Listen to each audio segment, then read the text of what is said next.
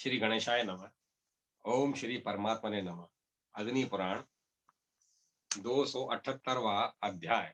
पुरुवंश का वर्णन। अग्निदेव कहते हैं, वशिष्ठ, पुरु से जन्मेजय हुए, जन्मेजय से प्राचीवान नामक पुत्र उत्पन्न हुआ, प्राचीवान से मंत्रयु और मंत्रयु के राजा वियतमय का जन्म हुआ, वियतमय से शुंधु हुआ, शुंधु से बहुविध नामक पुत्र की उत्पत्ति हुई, बहुविध से संयति और संयति का पुत्र रहोवादी हुआ, रहोवादी के पुत्र का नाम भद्राश्व था, भद्राश्व के 10 पुत्र हुए, ऋचियु, कृषयु, शंतयु, घृतयु, चितेयु, स्थिणिलयु, स्थणलियु, धर्मेयु, सनेत्यु, दूसरा कृत्य और मतीनार। मतीनार के तंसुरोध, प्रतिरथ और पुरसरथ, ये 3 पुत्र हुए। प्रतिरथ के से कणव और कणव से मेधातिथि का जन्म हुआ। तंसो रोध से 4 पुत्र उत्पन्न हुए, दुष्यंत, प्रवीरक, सुमंत और वीरवर। अनय दुष्यंत से भरत का जन्म हुआ, भरत शकुंतला के महाबली पुत्र थे। राजा भरत के नाम पर उनके वंशज क्षत्रिय भरत कहलाते हैं। भरत के पुत्र अपनी माताओं के क्रोध से नष्ट हो गए। तब राजा के यज्ञ करने पर मरुदगणों ने बृहस्पति के पुत्र भारद्वाज को ले आकर उन्हें पुत्र रूप से अर्पण किया। भरत वंश वितत हो रहा था, ऐसे समय में भारद्वाज आए, अतः वे वितत नाम से प्रसिद्ध हुए। वितत ने 5 पुत्र उत्पन्न किए, जिनके नाम ये हैं: सुहोत्र, सुहोता, गय, गर्भ और कपिल। इनके सिवाय उनसे महात्मा और सुकेतु, ये 2 पुत्र और उत्पन्न हुए। तत्पश्चात उन्होंने कौशिक और घृतपति को भी जन्म दिया। घृतपति के अनेक पुत्र हुए, उनमें ब्राह्मण, क्षत्रिय, वैश्य सभी थे। काश और दीर्घतमा भी उन्हीं के पुत्र थे। दीर्घतमा के धनवंतरी हुए और धनवंतरी का पुत्र केतुमान हुआ। केतुमान से हिमरत का जन्म हुआ, जो दिवोदास के नाम से प्रसिद्ध है। दिवोदास से प्रतरधन तथा प्रतरधन से गर्भ और वत्स नामक 2 पुत्र हुए। वत्स से अनर्क और अनर्क से शेमक की उत्पत्ति हुई। शेमक के वर्ष केतु और वर्ष केतु के पुत्र विभु बतलाए गए हैं। विभु से आनर्त और सुकुमार नामक पुत्र उत्पन्न हुए। सुकुमार से सत्यकेतु का जन्म हुआ। राजा वत्स से वत्स भूमि नामक पुत्र की भी उत्पत्ति हुई थी। वितत कुमार सुहोत्र से नामक पुत्र उत्पन्न हुआ। व्रत के 3 पुत्र हुए, अजमीड़, द्विमीड़ और पराक्रमी पुरुमीड़।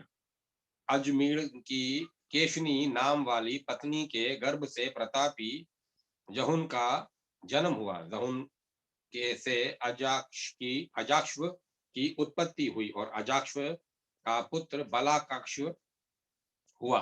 बलाकाक्ष से के पुत्र का नाम कुशिक हुआ। कुशिक से गाधी उत्पन्न हुए, जिन्होंने इंद्रत्व प्राप्त किया। गाधी से सत्यवती नाम की कन्या और विश्वामित्र नामक पुत्र का जन्म हुआ।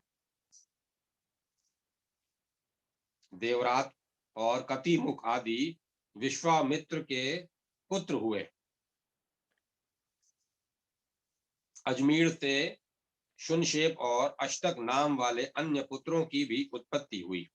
उनकी नीलिनी नाम वाली पत्नी के गर्भ से एक और पुत्र हुआ, जिसका नाम शांति था। शांति से पुरु जाति से भाईशर्व और भाईशर्व से 5 राजा उत्पन्न हुए, जिनके नाम इस प्रकार हैं: मुकुल, सुजय, राजा, बृहदिषु, अविनर और क्रमिल।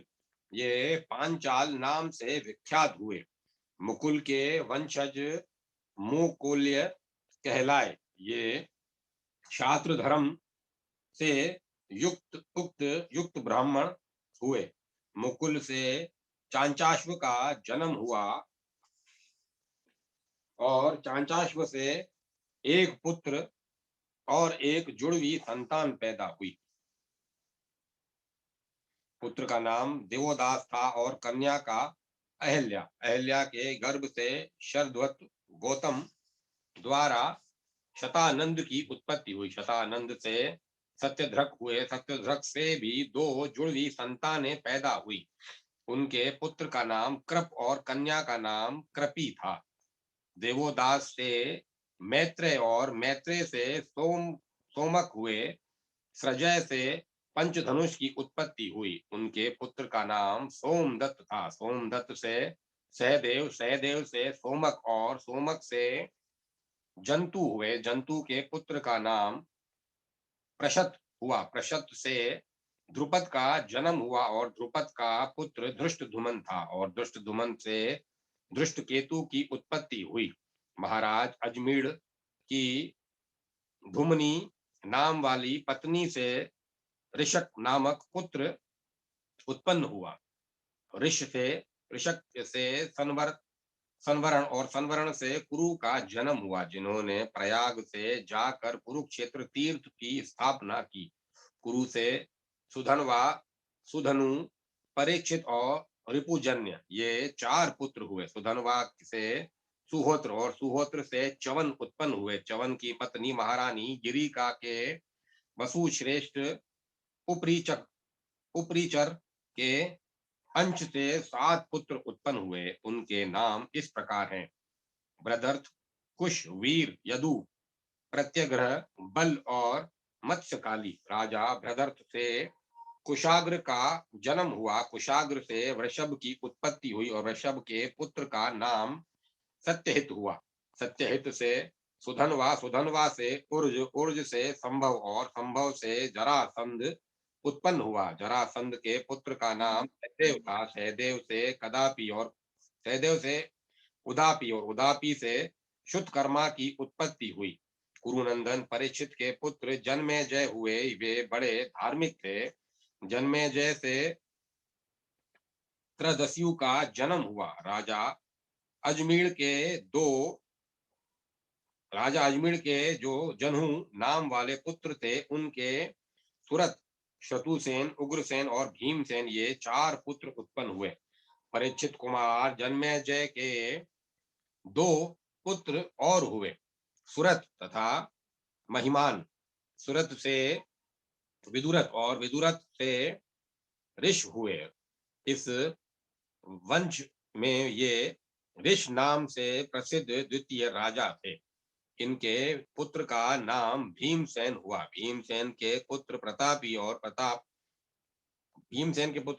और प्रतीप के शंतनु हुए। शंतनु के देवापी, ब्राहिक और सोमदत्त, ये 3 पुत्र हुए। ब्राहिक से सोमदत्त और सोमदत्त से भूरी, भूरीश्रवा तथा शल का जन्म हुआ। शांतनु से गंगा जी के गर्भ से भीष्म उत्पन्न हुए तथा उनकी काल्या सत्यवती नाम वाली पत्नी से विचित्र वीर की उत्पत्ति हुई।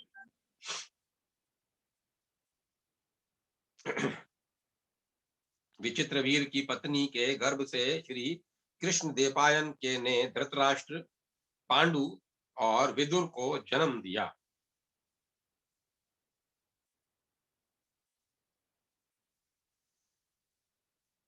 पांडु की रानी कुंती के गर्भ से युधिष्ठिर, भीम और अर्जुन, ये 3 पुत्र उत्पन्न हुए तथा उनकी माद्री नाम वाली पत्नी से नकुल और सहदेव का जन्म हुआ। पांडु के ये 5 पुत्र देवताओं के अंश से प्रकट हुए थे। अर्जुन के पुत्र का नाम अभिमन्यु था। वे सुभद्रा के गर्भ से उत्पन्न हुए थे। अभिमन्यु से राजा परीक्षित का जन्म हुआ। द्रौपदी 5 पांडवों की पत्नी थी। उनके गर्भ से युधिष्ठिर से प्रतिविंध्य, भीमसेन से सुतसोम, अर्जुन से श्रुतु कीर्ति, सहदेव से शुत शर्मा और नकुल से शतानिकी शतानिक की उत्पत्ति हुई। भीमसेन का एक दूसरा पुत्र भी था जो हिडम्बा के गर्भ से उत्पन्न हुआ था। उसका नाम घटोत्कच था। उसका नाम था घटोत्कच। ये भूतकाल के राजा हैं। भविष्य में भी बहुत से राजा होंगे जिनकी कोई गणना नहीं हो सकती। सभी समय अनुसार काल के गाल में चले जाते हैं। विप्रवर, काल भगवान विष्णु का ही स्वरूप है, अतः उन्हीं का पूजन करना चाहिए। उन्हीं के उद्देश्य से अग्नि में हवन करो, क्योंकि वे भगवान ही सब कुछ देने वाले हैं। इस प्रकार आदि अग्नि महापुराण में कुरु वंश का वर्णन नामक 278वां अध्याय पूरा हुआ। 279वां अध्याय सिद्ध औषधियों का वर्णन। अग्निदेव कहते हैं, वशिष्ठ, अब मैं आयुर्वेद का वर्णन करूंगा, जिसे भगवान धन्वंतरी ने सुश्रुत से कहा था। यह आयुर्वेद का सार है और अपने प्रयोगों द्वारा मृतक को भी जीवन प्रदान करने वाला है। सुश्रुत ने कहा, भगवान, मुझे मनुष्य, घोड़े और हाथी के रोगों का नाश करने वाले आयुर्वेद शास्त्र का उपदेश कीजिए। साथ ही सिद्ध योगों, सिद्ध मंत्रों और मृत संजीवन कारक औषधों का भी वर्णन कीजिए। धन्वंतरी बोले, सुश्रुत वेद ज्वराक्रांत व्यक्ति के बल की रक्षा करते हुए, अर्थात उसके बल पर ध्यान रखते हुए लंघन उपवास करावे। तदंतर उसे सौंठ से युक्त लाल मंड, धान के लापे का मांड तथा नागर मोथा, पित्तपा पड़ा खस, लाल चंदन, सुगंध बाला और सौंठ के साथ श्रुत अधर्वपक्व जल को प्यास और ज्वर की शांति के लिए दे। 6 दिन बीत जाने के बाद चिरायता जैसे द्रव्यों का काढ़ा अवश्य दे। ज्वर निकालने के लिए आवश्यकता हो तो स्नेहन पसीना करावे। रोगी के दोष वातादि जब शांत हो जाए तब विरेचन द्रव्य देकर विरेचन कराना चाहिए। साठी, तिन्नी, लाल अगनी और प्रमोदक धान्य विशेष के तथा ऐसे ही अन्य धान्यों के भी पुराने चावल ज्वर काल में मंड आदि के लिए हितकर होते हैं। यव के बने बिना भूसी के पदार्थ भी लाभदायक हैं। मूंग, मसूर, चना, कुल्थी, मोठ, अरहर, खखशा, खेक्षा, कायफर, उत्तम फल के सहित परवल, नीम की छाल, पित्त पापड़ा एवं अनार भी ज्वर में हितकारक होते हैं। रक्त पित्त नामक रोग यदि अधोग नीचे की गति वाला हो तो वमन हितकर होता है, तथा उधरवर्ग ऊपर की ओर गति वाला हो तो विरेचन लाभदायक होता है।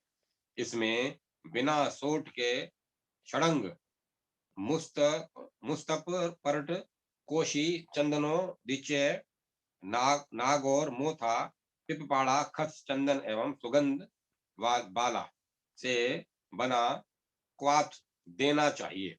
इस रोग में जौ का सत्तू, गेहूं का आटा, धान का लावा, जौ के बने विभिन्न पदार्थ, अघनी, धान का चावल, मसूर, मोठ, चना और मूंग खाने योग्य है। घी एवं दूध से तैयार किए गए गेहूं के पदार्थ, दलिया, हलवा आदि भी लाभकारी होते हैं। बलवर्धक रस तथा छोटी मक्खियों का मधु भी हितकर होता है। अतिसार में पुराना अघनी का चावल लाभदायक होता है। गुलम रोग में जो अन्न कफ कारक न हो तथा पठानी लोद की छाल के क्वाथ से सिद्ध किया गया हो, वही देना चाहिए। कि उस रोग में वायु कारक अन्न को त्याग दें एवं वायु से रोगी को बचाएं। रोग को मिटाने के लिए यह प्रयत्न सर्वथा करने योग्य है। उधर रोग में दूध के साथ बाटी खाएं, घी से पकाया हुआ बथुआ, गेहूं, अग्नि चावल तथा तित शोध उदर रोगियों के लिए हितकर है। गेहूं, चावल, मूंग, पलाश, बीज, खैर, हरे, पंचकौल, पिपली, पिपला मूल, लाभ, चाभ, चित्ता, सौंठ, जांगल रस, नीम का पंचांग, फूल, पत्ती, फल, छाल एवं मूल, आंवला, परवल, बिजोरा, नींबू का रस, काला या सफेद जीरा, पाठांतर के अनुसार चमेली की पत्ती, सूखी मूली तथा सेंधा नमक ये कुष्ठ रोगियों के लिए हितकारक है। पीने के लिए खदिरोधक खैर मिलाकर तैयार किया गया जल प्रशस्त माना गया है। पेया पेया बनाने के लिए मसूर एवं मूंग का प्रयोग होना चाहिए। खाने के लिए पुराने चावल का उपयोग उचित है। नीम तथा पित्त पापड़ा का शाक और जांगल रस ये सब कुष्ठ में हितकर होते हैं। वायबिंग बायबिंग, काली मिर्च, मोथा, कूट, पठानी, लौंद, हुरहुर, मेनसिल तथा वच इन्हें गौमूत्र में पीस कर लगाने से कुष्ठ रोग का नाश होता है। प्रमेह के रोगियों के लिए पुआ, कुट, कुलमाक्ष, घुघरी और जौ आदि लाभदायक है। जौ के बने भोज्य पदार्थ मूंग, कुल्थी, पुराना, अग्नि का चावल, तित वृक्ष एवं तित हरे शाक हितकर हैं। तिल, सहजन, बहेड़ा और इंगुदी के तेल भी लाभदायक हैं। मूंग, जौ, गेहूं, एक वर्ष तक रखे हुए पुराने धान का चावल तथा जांगल रस ये राजश्मा के रोगियों के भोजन के लिए प्रशस्त है।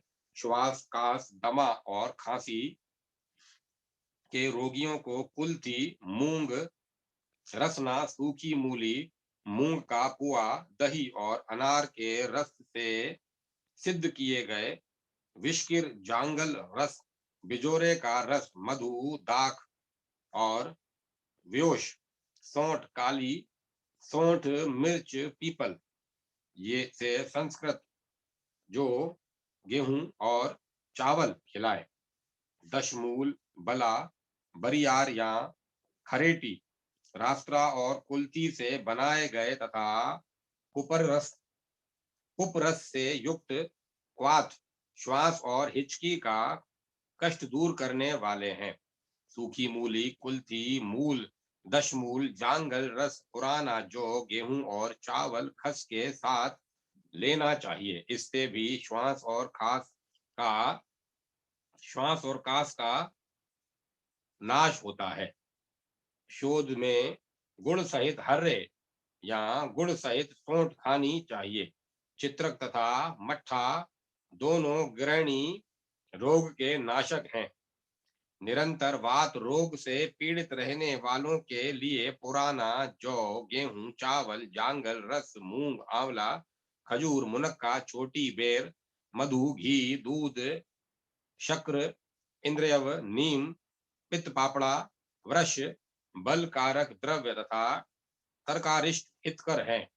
हृदय के रोगी विरेचन योग्य होते हैं, अर्थात उनका विरेचन करना चाहिए। हिचकी वालों के लिए पिपली हितकर है। छाछ, आरनाल, सिधू और मोती ठंडे जल से लें। यह हिक्का हिचकी रोगों में विशेष लाभप्रद है। मदायत रोग से में मोती, नमक युक्त जीरा तथा मधु हितकर है। पुरुषक्त रोगी मधु और दूध से लाह को लेवें। मांस रस, जटा मासी के रस के आहार और अग्नि संरक्षण बुभुक्षा वर्धक भोगों से श्रेय को जीतें। श्रेय रोगी के लिए भोजन में लाल अग्नि, धान का चावल, निवार, कलम, रोपा, धान आदि हितकारी है। अर्श बवासीर में यवान, विकृति, नीम, मास, जटामासी, शाक, संचर, नमक, कचूर, हर्रे, मांड तथा जल मिलाया हुआ मट्ठा हितकारक है। मूत्र कृच्छ में मोथा हल्दी के साथ चित्रक का लेप, यवान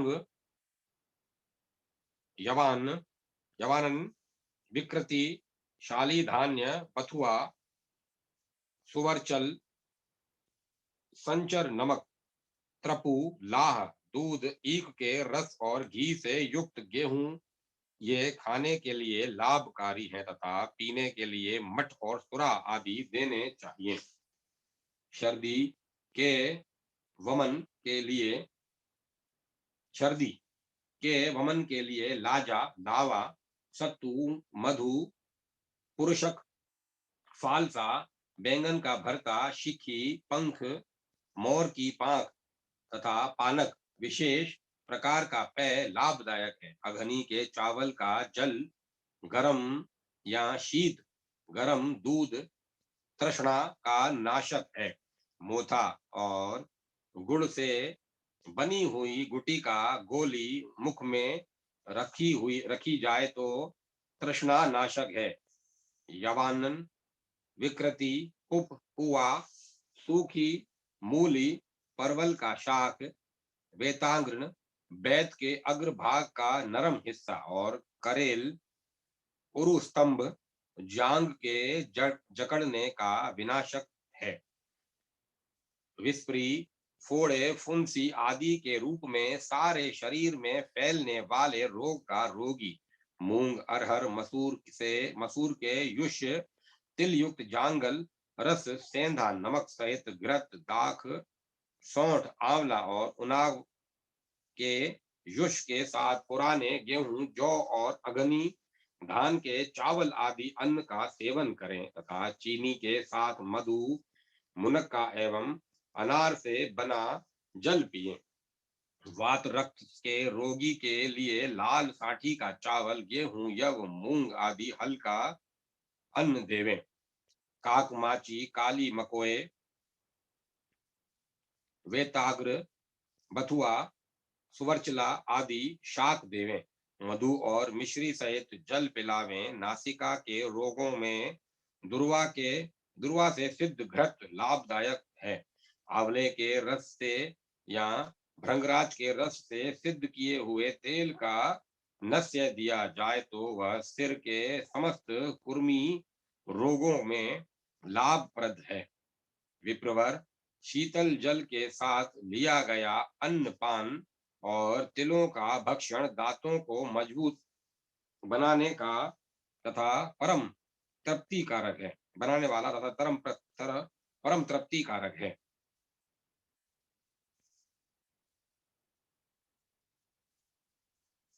तिल के तेल से किया गया कुल्ला दांतों को अधिक मजबूत करने वाला है। इस प्रकार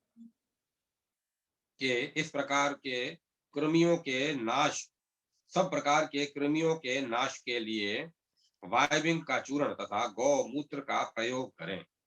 आंवले को घी में पीसकर यदि उसका सिर पर लेपन किया जाए तो वह शिरोरोग के नाश के लिए उत्तम माना गया है। चिकना और गर्म भोजन भी उसके लिए हितकर होता है। द्विजोतम, कान में दर्द हो तो बकरे के मूत्र तथा तेल से कानों को भर देना उत्तम है। यह कर्णशूल का नाश करने वाला है। सब प्रकार के सिर के भी इस रोग में लाभदायक हैं। गिरी, मृत्तिका, पहाड़ी मिट्टी, सफेद चंदन, लाख, मालती कली का, चमेली की कली सबको पीसकर बनाई हुई बत्ती पुरुषत तथा शुक्र दोषों को नष्ट करती है। व्योश, सोंठ, काली मिर्च, पीपल और त्रिफला, आंवला, हरा बहेड़ा तथा तुतिया थोड़ा जल मिलाकर आंखों में डालें।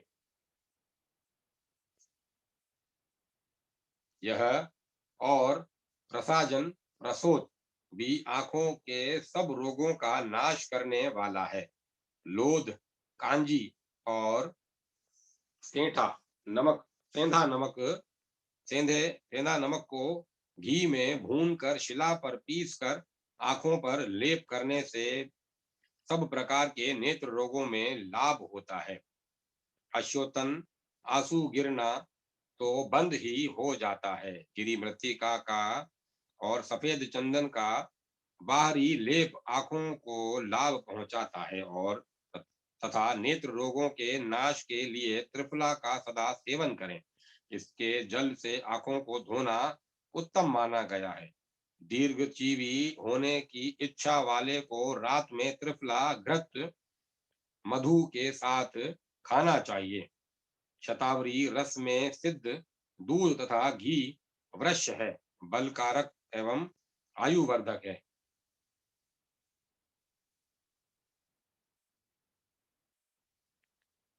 कलम्बिका, कर्मी का शाक और उड़द भी वृक्ष होते हैं। दूध और घृत भी वृक्ष है। पूर्वत मूलहटी के सहित त्रिफला आयु को बढ़ाने वाली है। महुआ के फूल के रस के साथ त्रिफला ली जाए तो वह बुढ़ापे के चिन्ह, झुर्रियां पड़ने और बालों के पकने गिरने आदि का निवारण करता है। विप्रवर, वच से सिद्ध घृत भूत दोष का नाश करने वाला है। उसका कव्य बुद्धि को देने वाला तथा संपूर्ण मनोरथों को सिद्ध करने वाला है। खरेटी के पत्थर पर पिसे हुए कलक से सिद्ध क्वाथ द्वारा बनाया हुआ अजन नेत्रों के लिए हितकारी है। रासना या सहचरी झिट्टी से सिद्ध तेल वात रोगियों के लिए हितकर है। जो अन्न शिलेमा शिलेमाकारी न हो वह वर्ण रोगों में श्रेष्ठ माना गया है। सत्तू पिंडी तथा आमला पाचन के लिए श्रेष्ठ है। नीम का चूर्ण घाव के भेदन फोड़ने में तथा रोपण घाव भरने में श्रेष्ठ है। उसी प्रकार सूच्योपचार सूचीकरण भी व्रण को फोड़ने या बहाने में सहायक है। बलि कर्म विशेष से सुतिका को लाभ होता है तथा रक्षा कर्म प्राणियों के लिए सदा हित करने वाला है। नीम के पत्तों को खाना सांप के डसे हुए की दवा है। पीस कर लगाया हुआ पताल नीम का पत्ता पुराना तेल तथा पुराना घी केश के लिए हितकर होते हैं। जिसे बिच्छू ने काटा हो उसके लिए मोर पंख और घृत का धूम लाभदायक है। अथवा आक के दूध से पिसे हुए पलाश बीज का लेप करने से बिच्छू का जहर उतर जाता है।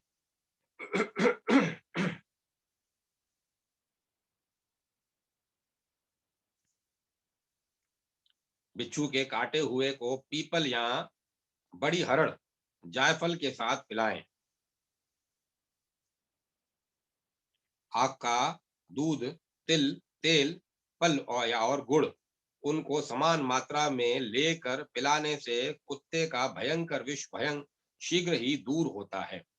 चौराई का मूल और निशोथ समान मात्रा में घी के साथ पीने से मनुष्य अति बलवान सर्प विष और कीटों के विषों का भी शीघ्र ही काबू पा लेता है। श्वेत चंदन, पदाख, कुठ, लतांबू, जूही का पानी, उशिर, खस, पाटला, निर्गुणी, शारीवा, सेरू की ये मकड़ी के विष का नाश करने वाले औषध हैं। द्विजश्रेष्ठ गुण सहित सौंठ शिरोविरेचन के लिए हितकारक है। इसने पान में तथा वस्तीकरण में तेल और घृत सर्वोत्तम है। अग्नि पसीना कराने में तथा शीत जल स्तंभन में श्रेष्ठ है। इसमें संशय नहीं कि निचोद रेचन में श्रेष्ठ है और मेन फल वमन में वस्ती विरेचन एवं वमन तेल घृत एवं मधु ये तीन क्रमशः वात पित्त और कफ के परम औषध हैं। इस प्रकार आदि अग्नि महापुराण में सिद्ध औषधियों का वर्णन नामक 279वां अध्याय पूरा हुआ। 280वां अध्याय सर्व रोग हर औषधों का वर्णन। भगवान धन्वंतरी कहते हैं, सुश्रुत सुश्रुत, शारीर, मानस, आगंतुक और सहज, ये 4 प्रकार की व्याधियां हैं। ज्वर और कुष्ठ आदि शारीर रोग हैं, क्रोध आदि मानस रोग हैं, चोट आदि से उत्पन्न रोग आगंतुक कहे जाते हैं तथा भूख बुढ़ापा आदि सहज स्वाभाविक रोग हैं। शारीर और आगंतुक व्याधियों के नाश के लिए रविवार को ब्राह्मण की पूजा करके उसे घृत, गुड़, नमक और स्वर्ण का दान करें। जो सोमवार को ब्राह्मण के लिए उबटन देता है, वह सब रोगों से छूट जाता है। शनिवार को तेल का दान करें। अश्वनी के महीने में गौरस गाय का घी, दूध और दही तथा अन्न देने वाला सब रोगों से छुटकारा पा जाता है। घृत तथा दूध शिवलिंग को स्नान कराने से मनुष्य रोगहीन हो जाता है। त्रिमधुर शकरा गुड़ मधु में डुबोई हुई दुर्वा का गायत्री मंत्र से हवन करने पर मनुष्य सब रोगों से छूट जाता है। जिस नक्षत्र में रोग पैदा हो उसी शुभ नक्षत्र में स्नान करें और बलि दें। भगवान विष्णु का स्तोत्रम मानस रोग आदि को हर लेने वाला है। सब वात पित्त एवं कफ इन दोषों का तथा रक्त, रक्त, मांस, मेद, अस्थि, मज्जा, शुक्र आदि धातुओं का वर्णन सुनो। सुश्रुत, खाया हुआ अन्न पकाशय से 2 भागों में विभक्त हो जाता है। एक अंश से वह कीट होता है और दूसरे अंश से रस। कीट भाग मल है, जो विष्ठा, मूत्र तथा स्वेद रूप में परिणत परिणत होता है। वही नेत्र मल, नासा मल, कर्णमल तथा देहमल कहलाता है। रस अपने समस्त भाग से रुधिर रूप में परिणत हो जाता है। रुधिर से मांस, मांस से मेद, मेद से अस्थि, अस्थि से मज्जा, मज्जा से शुक्र, शुक्र से राग, रंग या वर्ण तथा ओजस उत्पन्न होता है। चिकित्सक को चाहिए कि देश, काल, पीड़ा, बल, शक्ति, प्रकृति तथा भेषज के बल को समझकर तदनुकूल चिकित्सा करे। औषध प्रारंभ करने में रिक्ता तिथि, भोमवार और एवं मंद, दारुण तथा उग्र नक्षत्र को त्याग देवे। विष्णु, गौ, ब्राह्मण, चंद्रमा, सूर्य आदि देवों की पूजा करके रोगी के उद्देश्य से निम्नांकित मंत्र का उच्चारण करते हुए औषध आरंभ करे। ब्रह्मा, दक्ष, अश्वनी कुमार, शुक्र, इंद्र, भूमि, चंद्रमा, सूर्य, अनिल, अनल, ऋषि, औषधि समूह तथा भूत समुदाय ये तुम्हारी रक्षा करें। जैसे ऋषियों के लिए रसासन, देवताओं के लिए अमृत तथा श्रेष्ठ रोगों के लिए सुधा ही उत्तम एवं गुणकारी है, उसी प्रकार यह औषध तुम्हारे लिए आरोग्य कारक एवं प्राण रक्षक हो। देश बहुत वृक्ष तथा अधिक जल वाला देश अनूप कहलाता है। वह वात और कफ उत्पन्न करने वाला होता है। जांगल देश अनूप देश के गुण प्रभाव से रहित होता है। थोड़े वृक्ष वृक्ष तथा थोड़े जल वाला देश साधारण कहा जाता है। जांगल देश अधिक पित्त उत्पन्न करने वाला एवं साधारण देश मध्य पित्त उत्पादक है। वात पित्त कफ के लक्षण: वायु, रुष रुक्ष, शीत तथा चल है। पित्त उष्ण है तथा कटुत्रय, सौंठ, मिर्च, पिपली पित्तकर है। कफ स्थिर, अमल, स्निग्ध तथा मधुर है। समान वस्तुओं के प्रयोग से इनकी वृद्धि तथा असमान वस्तुओं के प्रयोग से हानि होती है। मधुर, अम्ल एवं लवण रस कफ कारक तथा वायु नाशक हैं। कटु, तिक्त एवं कषाय रस वायु की वायु की वृद्धि करते हैं तथा कफ नाशक हैं। इसी तरह कटु, अमल तथा लवण रस पित्त बढ़ाने वाले हैं। तिक्त, स्वादु, मधुर तथा कषाय रस पित्त नाशक होते हैं। यह गुण या प्रभाव रस का नहीं, उसके विपाक का माना गया है। उष्ण वीर्य कफ नाशक तथा शीत वीर्य पित्त नाशक होते हैं। सुश्रुत ये सब प्रभाव से ही वैसा कार्य करते हैं। शिशिर, वसंत या वृद्ध के क्रमशः कफ के चय, प्रकोप तथा प्रशमन बताए गए हैं। अर्थात कफ का चय शिशिर ऋतु में, प्रकोप वसंत ऋतु में तथा प्रशमन ग्रीष्म ऋतु में होता है। सुश्रुत वायु का संचय ग्रीष्म में, प्रकोप वर्षा तथा रात्रि में और शमन शरद के में कहा गया है। इसी प्रकार पित्त का संचय वर्षा में, प्रकोप शरद में तथा शमन हेमंत में कहा गया है। वर्षा में से हेमंत पर्यंत वर्षा, शरद, हेमंत ये तीन ऋतुएं विसर्ग काल कही गई हैं और शिशिर से ग्रीष्म पर्यंत तीन ऋतुओं को औषध लेने के निमित्त आदान काल कहा गया है। विसर्ग काल को सौम्य और आदान काल को आग्नेय कहा गया है। वर्षा आदि तीन ऋतुओं में चलता हुआ चंद्रमा औषधियों में क्रमशः अमल, लवण तथा मधुर रसों को उत्पन्न करता है। शिशिर आदि तीन ऋतुओं में विचरता हुआ सूर्य क्रमशः तिक्त, कषाय तथा कटु रसों को बढ़ाता है। रातें ज्यों ज्यों बढ़ती हैं त्यों त्यों औषधियों का बल बढ़ता है। जैसे जैसे रातें घटती हैं वैसे वैसे मनुष्यों का बल क्रमशः घटता है। रात में, दिन में तथा भोजन के बाद आयु के आदि, मध्य और अवसान काल में कफ, पित्त एवं वायु प्रकुपित होते हैं। प्रकोप के आदि काल में इनका संचय होता है तथा प्रकोप के बाद इनका शमन कहा गया है। विप्रवर अधिक भोजन और अधिक उपवास से तथा मल मूत्र आदि के वेगों को रोकने से सभी रोग उत्पन्न होते हैं। इसीलिए पेट के दो भागों को अन्न से तथा एक भाग को जल से पूरा करें। अवशिष्ट एक भाग को वायु आदि के संरक्षण संचरण के लिए रिक्त रखें। व्याधि का निदान तथा विपरीत औषध करना चाहिए। इन सब का सार यही है जो मैंने बतलाया। नाभि के ऊपर पित्त का स्थान है तथा नीचे श्रोणी एवं गुदा को वात का स्थान कहा गया है। तथापि ये सभी समस्त शरीर में घूमते हैं। इनमें भी वायु विशेष रूप से संपूर्ण शरीर में संचरण करती है। इस विषय का सुस्पष्ट वर्णन सुश्रुत में इस प्रकार है।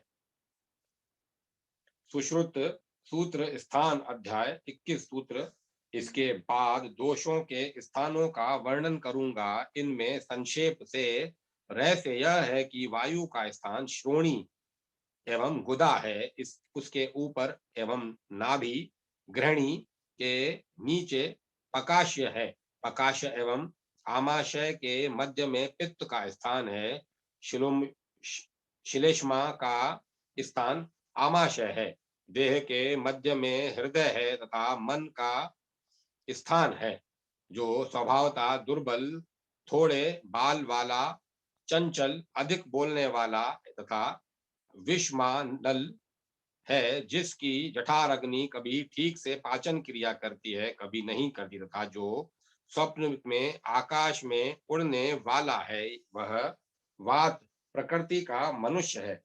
समय अवस्था से पूर्व ही जिसके बाल पकने झरने लगे, जो क्रोधी हो, जिसे पसीना अधिक होता हो, जो मीठी वस्तुएं खाना पसंद करता हो और स्वप्न में अग्नि को देखने वाला हो, वह पित्त प्रकृति का है। जो दृढ़ अंगों वाला, स्थिर चित्त, सुंदर कांति युक्त, चिकने केश तथा स्वप्न में स्वच्छ जल को देखने वाला हो, वह कफ प्रकृति वाला मनुष्य कहा जाता है। इसी प्रकार तामस, राजस एवं सात्विक तीन प्रकार के मनुष्य होते हैं। मुनि श्रेष्ठ, सभी मनुष्य वात, पित्त एवं कफ वाले हैं। मैथुन से और भारी काम में लगे रहने से रक्त पित्त होता है। कदन के भोजन से तथा शोक से वायु कुपित होती है। द्विजोतम, जलन पैदा करने वाले पदार्थों तथा कटु तिक्त कषाय रस से युक्त पदार्थों के सेवन से मार्ग में चलने से तथा भय से पित्त प्रकुपित होता है। अधिक जल पीने वाला, भारी अन्न भोजन करने वाला, खाकर तुरंत सो जाने वाला तथा आलसी का कफ प्रकुपित होता है। उत्पन्न हुए वातादि रोगों को लक्षणों से जानकर उनका शमन करें। अस्थि भंग, हड्डियों का टूटना या व्यथित होना, मुख का कसेला स्वाद होना, मुंह सूखना, जमाई आना, रुए खड़े हो जाना, ये वायु जनित रोगों के लक्षण है। नाखून, आंखें और नस नाड़ियों का पीला हो जाना, मुख में कड़वापन प्रतीत होना, प्यास लगना और शरीर में दाह या गर्मी मालूम होना, ये पित्त व्याधि के लक्षण हैं। आलस्य, प्रसेक, मुंह में पानी आना, भारीपन, मुंह का मीठा होना, उष्ण की अभिलाषा, धूप में या आग के पास बैठने की इच्छा होना या उष्ण पदार्थों को ही खाने की कामना करना, ये कफ व्याधि के लक्षण हैं। स्निग्ध और गरम गरम भोजन करने से, तेल की मालिश, तेल पान आदि से वात रोग का निवारण होता है। घी, दूध, मिश्री आदि से एवं चंद्रमा की किरण आदि पित्त को दूर करती है। शहद के साथ त्रिफला का तेल लेने तथा व्यायाम आदि से कफ का शमन होता है। सब रोगों की शांति के लिए भगवान विष्णु का ध्यान एवं पूजन सर्वोत्तम औषधि है। सब रोगों की शांति के लिए भगवान विष्णु का ध्यान एवं पूजन सर्वोत्तम औषध है। इस प्रकार आदि अग्नि महापुराण में सर्व रोगहार औषधियों का वर्णन नामक 280वां अध्याय पूरा हुआ। 281वां अध्याय रस आदि के लक्षण। भगवान धन्वंतरी ने कहा, सुश्रुत, अब मैं औषधियों के रस आदि के लक्षणों और गुणों का वर्णन करता हूँ, ध्यान देकर सुनो। जो औषधि के रस, वीर्य और विपाक को जानता है, वही चिकित्सक, राजा आदि की रक्षा कर सकता है। महाबाहु, मधुर, अमल और लवण रस चंद्रमा से उत्पन्न कहे गए हैं। कटु, तिक्त एवं कषाय रस अग्नि से उत्पन्न माने गए हैं। द्रव्य का विपाक 3 प्रकार का होता है, कटु, अमल और लवण रूप। वीर्य 2 प्रकार के कहे गए हैं, शीत और उष्ण। द्विजोतम, औषधियों का प्रभाव अकथनीय है। मधुर, तिक्त और कषाय रस शीत वीर्य कहे गए हैं और शेष रस उष्ण वीर्य माने गए हैं। किंतु गुड़ुचि, गिलोय तिक्त रस वाली होने पर भी अत्यंत वीर्यप्रद होने से उष्ण है। मानव इसी प्रकार हरण कषाय रस से युक्त होने पर भी उष्ण वीर्य होती है तथा मांस जटामासी मधुर रस से युक्त होने पर भी उष्ण वीर्य ही कहा गया है। लवण और मधुर ये दोनों रस विपाक से में मधुर माने गए हैं। लोमहोष, अम्लोषण अम्लोषण का विपाक की भी मधुर होता है। शेष रस विपाक में कटु है। इसमें संशय नहीं है कि विशेष वीर्य युक्त द्रव्य के विपाक में उसके प्रभाव के कारण विपरीतता भी हो जाती है, क्योंकि शायद मधुर होने पर भी विपाक में कटु माना गया है। द्रव्य से 16 गुना जल लेकर क्वाथ करें। प्रक्षिप्त द्रव्य से 4 गुना जल शेष रहने पर क्वाथ को छान कर पीवें। यह क्वाथ के निर्माण की विधि है। जल क्वाथ की विधि न बतलाई गई हो, वहां इसी को प्रमाण जानना चाहिए। स्नेह, तेल या घृत पाक की विधि में स्नेह से 4 गुना काश्य क्वथित द्रव्य अथवा बराबर बराबर तेल एवं विभिन्न द्रव्यों के क्वाथ लेने चाहिए। तेल का परिपाक तब समझना चाहिए जबकि उसमें डाली हुई औषधियां उफनते हुए तेल में गलकर ऐसी हो जाएं कि उन्हें ठंडा करके यदि हाथ पर रगड़ा जाए तो उसकी बत्ती सी बन जाए। विशेष बात यह है कि उस बत्ती का संबंध अग्नि से किया जाए तो चिड़चिड़ाहट की प्रतीति न हो, तब सिद्ध तेल मानना चाहिए। सुश्रुत लेह चाटने योग्य औषध द्रव्यों में भी उसी के समान प्रक्षेप आदि होती है। निर्मल तथा उचित औषध प्रक्षेप द्वारा निर्मित क्वाथ उत्तम होता है तथा उसका प्रयोग लेह आदि में करना चाहिए। चूर्ण की मात्रा 1 अक्ष तोला और क्वाथ की मात्रा 4 पल है। यह मध्यम मात्रा साधारण मात्रा बतलाई गई है। ऐसे मात्रा का परिमाण कोई निश्चित परिमाण नहीं है। महाभाग रोगी की अवस्था, बल, अग्नि, देश, काल, द्रव्य और रोग का विचार करके मात्रा की कल्पना होती है। उसमें सौम्य रसों को प्राय धातु वर्धक जानना चाहिए। मधुर रस तो विशेषतया शरीर में धातुओं की वृद्धि के लिए जानना चाहिए।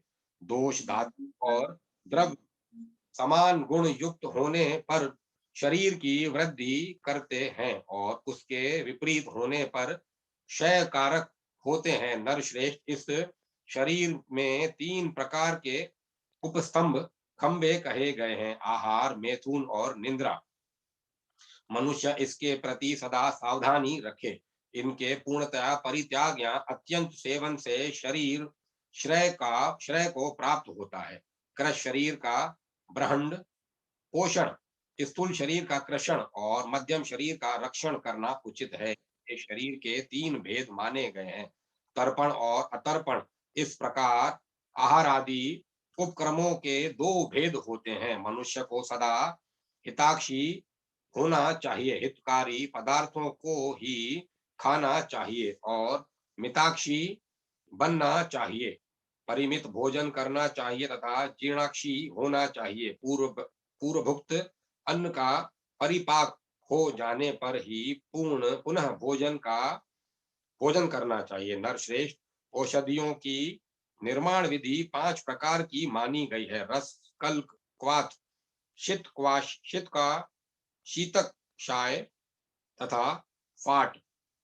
औषधों को निचोड़ने से रस होता है, मंथन से कल्क बनता है, ओटने से क्वाथ होता है, रात्रि भर भिगोने से शीत और तत्काल जल में कुछ गर्म करके छान लेने से फाट होता है।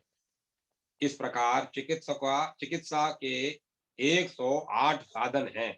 जो वेद इनको उनको जानता है वह अजय होता है, अर्थात वह चिकित्सा में कहीं असफल नहीं होता। वह बाहुश्वणिक कहा जाता है। आहार शुद्धि, अग्नि के संरक्षण, संवर्धन एवं संशुद्धि आदि के लिए आवश्यक है, क्योंकि मनुष्यों के बल का अग्नि ही मूल आधार है। बल के लिए सेंधव लवण से युक्त त्रिफला, कांतिप्रद उत्तम पेय, जांगल रस, सेंधव युक्त दही और दुग्ध तथा पीपल का सेवन करना चाहिए। मनुष्य को चाहिए कि जो रस या धातु आदि अधिक हो गए अर्थात बढ़ गए हैं उन्हें सम करे, सम्या साम्यावस्था में लावे।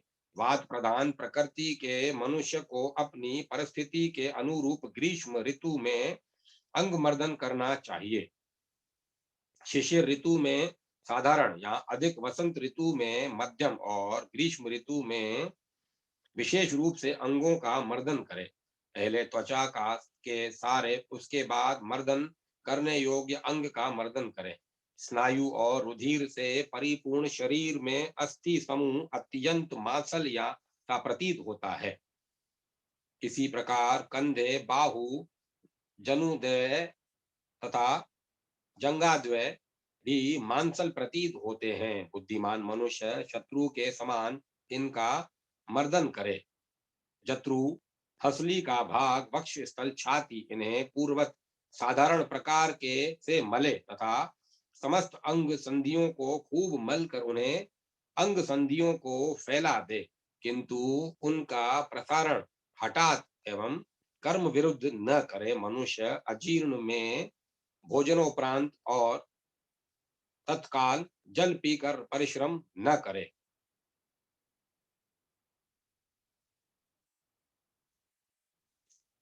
दिन के 4 भाग प्रहर होते हैं। प्रथम प्रहरार्ध में व्यतीत हो जाने पर व्यायाम न करे, शीतल जल से एक बार स्नान करे। उष्ण जल थकावट को दूर करता है, हृदय के श्वास को अवरुद्ध न करे, व्यायाम कफ को नष्ट करता है तथा मर्दन वायु का नाश करता है। स्नान पित्तध्यकाय का शमन करता है। स्नान के पश्चात धूप का सेवन प्रिय है। व्यायाम का सेवन करने वाले मनुष्य धूप और परिश्रम युक्त कार्य को सहन करने में समर्थ होते हैं। इस प्रकार आदि अग्नि महापुराण में रसादि लक्षणों का वर्णन नामक 221वां अध्याय पूरा हुआ। 282वां अध्याय आयुर्वेदोक्त वृक्ष विज्ञान। धन्वंतरी कहते हैं, सुश्रुत अब मैं वृक्षायुर्वेद का वर्णन करूंगा।